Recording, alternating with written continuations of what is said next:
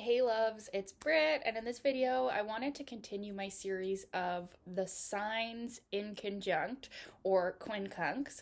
And today I'm going to talk about the Aries Scorpio quincunx, okay? So I've mentioned this in my synastry videos before that Aries and Scorpio in an in conjunct aspect or quincunx aspect have maybe a little bit more in common than some of the signs quincunx, okay? So the reason for that is the traditional rulership before Pluto was considered a planet and then not considered a planet and then reconsidered a planet or whatever. But Aries and Scorpio used to both be ruled by Mars. Now we have the, new rulership of Scorpio of Pluto, but there's definitely a bit of a similarity between these two signs where they're both very driven. They're both highly sexual, which we're going to talk about one of the manifestations of this quincunx, which is a lot of sexual energy. But also they're very passionate, they're very intense, and definitely there's a lot of like drive to win and to be the best. And Aries is going to be a lot more extroverted in nature, where Scorpio is a lot more covert in their ways of getting to be the best or get to the top. But there's definitely, yeah, a lot of drive. And with this quincunx, we can see when people have these two signs, quincunx, in their natal chart, there can be a really high level of competitiveness. And so this can actually be very favorable for any type of sports or competition, but there definitely is a good outlet in sports to have these two signs quincunx in your chart. So we can see athletic ability, even if there's a dominance of Aries and Scorpio and they're not even quincunx by degree, because the quincunx orb is quite small, right? Like you don't want to use more than like a 3 or complete max like 4-degree orb for it to be an actual quincunx, right? But you'll notice even people that have a dominance of Aries and Scorpio in their charts, there is often these same characteristics, even without them actually being quincunx. So that's something that I've noticed is Aries and Scorpio into quincunx, there's a lot of competitiveness. Now, because we've got Mars ruled Aries and Pluto ruled Scorpio, there can sometimes be with this quincunx or these two signs quincunx um, a lack of ability to really feel for people. And you wouldn't think that because of Scorpio being technically a water sign, but Scorpio can be the most insensitive water sign because of the passion, the insecurity and jealousy that the sign of Scorpio can possess.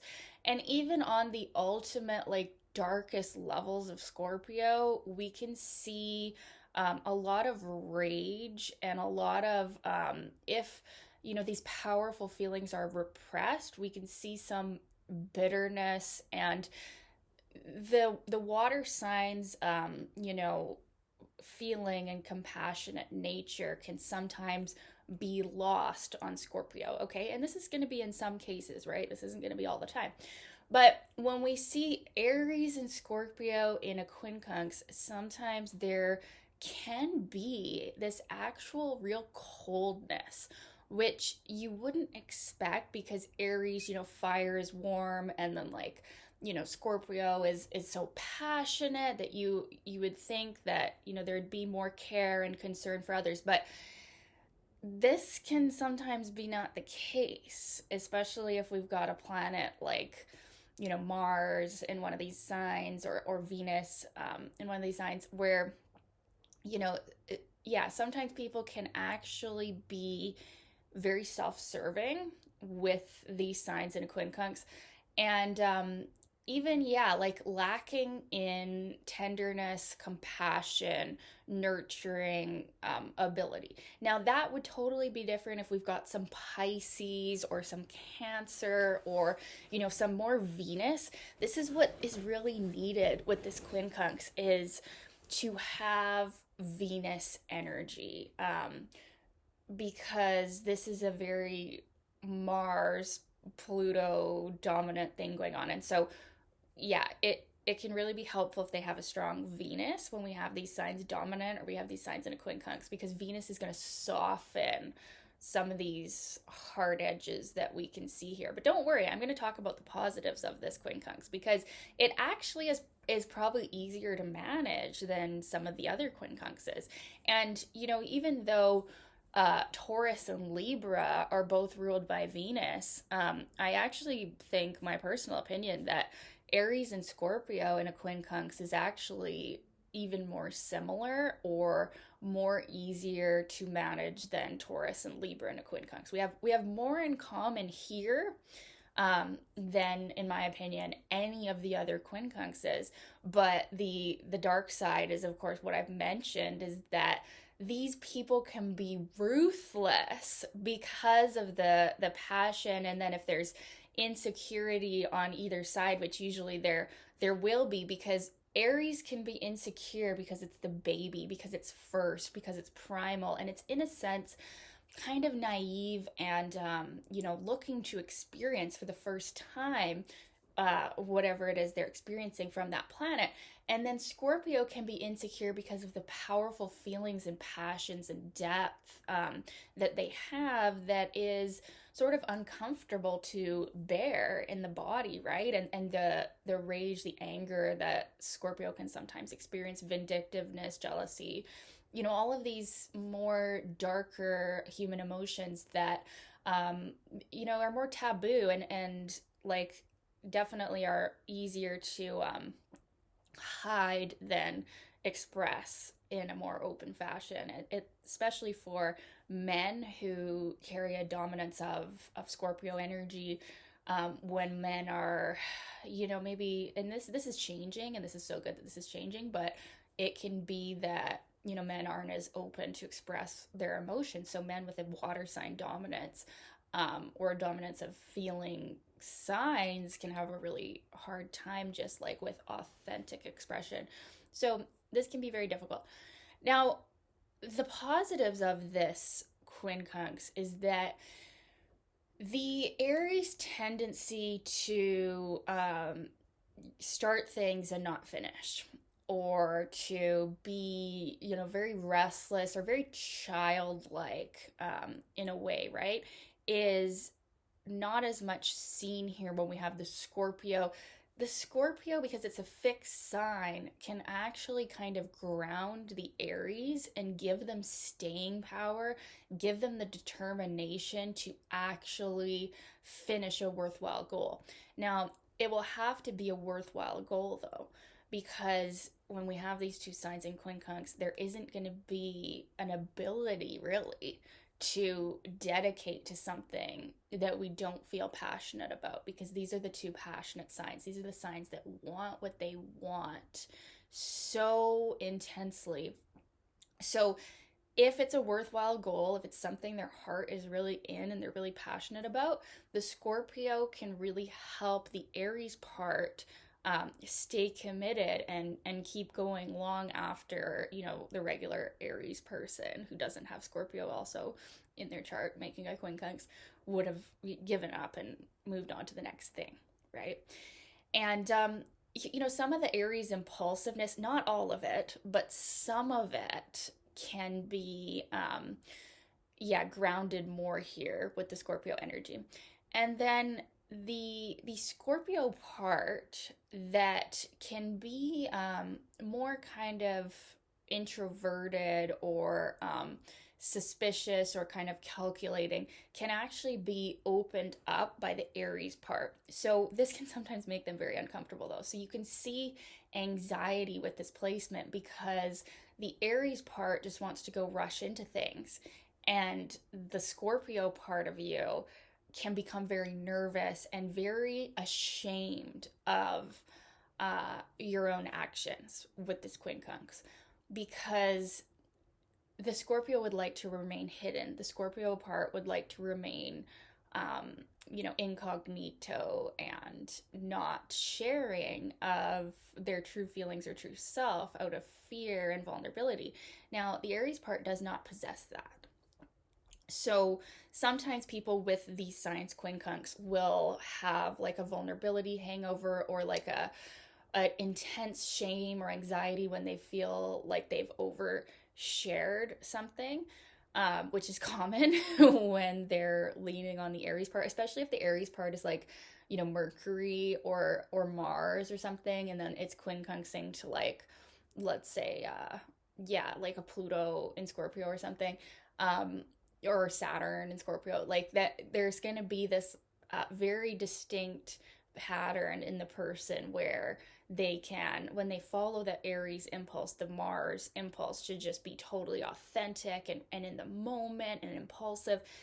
And then the Scorpio part is going to be like, what have I done? Like, this is so embarrassing. This is so vulnerable. And they can feel like they really just want to like pull off their skin, and like, it can really create anxiety, shame, OCD kind of energies, with these signs in quincunx. And there can be a real darkness to these people where they definitely, they can definitely have to go through a lot of crisis and transformation. Now, this quincunx is associated with the eighth house, because when we have Aries, naturally the first sign, quincunx to Scorpio, Scorpio would be on the eighth house, just in like equal house, systems, right? So there's a very eighth house connotation to this quincunx. These people will have to go through major transformations, deaths to literally these planets that are involved in this.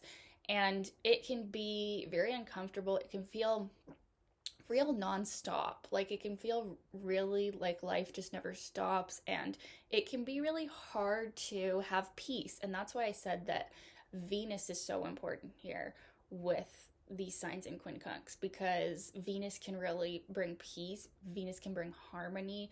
Venus can bring value of the self and self-love, which can be something that these people are lacking, although they're not aware that they're lacking it. And it can actually appear to others that they are not, in fact, lacking self-love, because it can almost seem like they're like super confident when we have this sign in quincunx, but it's actually a reaction to extreme levels of insecurity and shame, that they appear to be like this dominant, like bossy.